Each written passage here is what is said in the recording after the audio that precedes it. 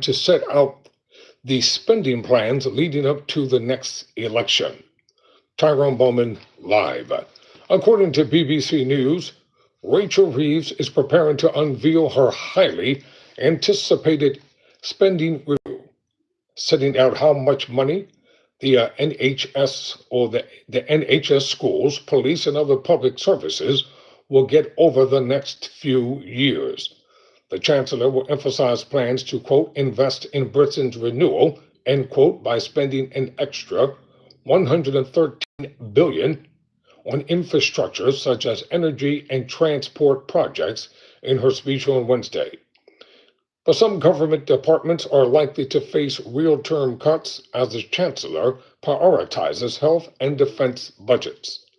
The review will take the Labour government up to the next general election, likely in 2029, with day-to-day funding to be outlined for the next 3 years and investment budgets for the next 4. Ministers have been in tense negotiations with the Chancellor over the funding settlements for the department's Home Secretary, Yvette Cooper, was the last to agree on a deal on Monday after police chiefs called for more money while Housing Secretary Angela Rayner reached an agreement on Sunday. Rayner's department is expected to receive $39 billion for a program to boost social and affordable housing over the next 10 years.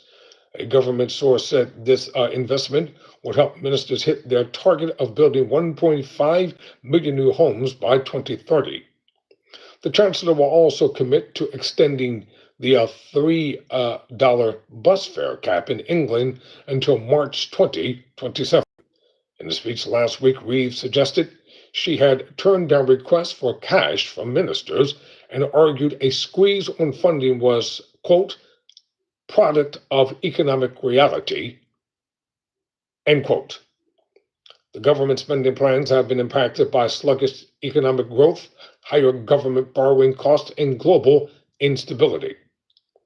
Our autumn budget last year, the Chancellor announced tax raises worth $40 billion to fund the NHS and other public services. She is expected to say on Wednesday that her spending plans are possibly only because of the stability I have introduced and the choices I took in the autumn, quote, close quote. But the Institute for Fiscal Studies, or the IFS, think tank has warned tough choices are unavoidable, with some departments facing spending cuts when rising costs are accounted for. Deciding how much money to give the NHS was one of the biggest consequential decisions of the spending review, the IFS said. The Department of Health and Social Care, known as DHSC. Day-to-day budget is planned to be $202 billion in 2025, leading into 2026, or 39% of total day-to-day departmental spending. The IFS warned that a big increase in NHS funding could mean either real-term cuts for other departments or further tax raises to come in the budget this autumn. The Chancellor has resisted calls, including from some of her own MPs, to relax her rules on borrowing or to raise taxes further. Reeves' self-imposed rules require day-to-day government costs to be paid for by tax income rather than borrowing, and to get debt falling as a share of national income over a 5-year period. Despite increasing tax on businesses by increasing employer national insurance contributions, she has so far stuck to Labour's manifesto commitment not to increase income tax, national insurance, or VAT. She will say on Wednesday, quote, I have made my choices in places of chaos. I chose stability. In place of decline, I chose investment.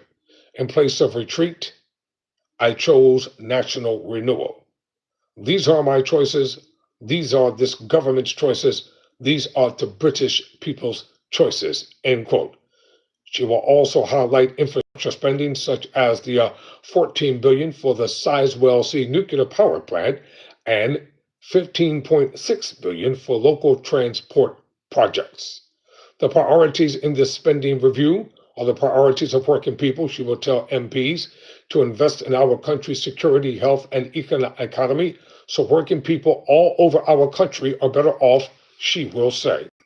Conservative Shadow Chancellor Mel Stride accused Labor of spending money it doesn't have with no credible plan to pay for it. That means more borrowing, more debt, and inevitably more taxes in the autumn budget, he said. Don't be fooled, we can't afford labor. The Liberal Democrats argue that the Labor government to take immediate steps to boost economic growth to avoid any spending cuts to public services. Quote, from social care to neighborhood policing, this Labor government is at risk of falling to deliver, or failing rather, to deliver the change that people were promised. Liberal Democrat Treasury spokesperson Daisy Cooper said. You go to the comments section real quick before I end this segment. Let's see, is that just me? Okay, what's happening? Samir, what's happening? Lou, preach. All right, everybody. Thanks for tuning in. Thank you for your comments as well. Never surrender. Never quit.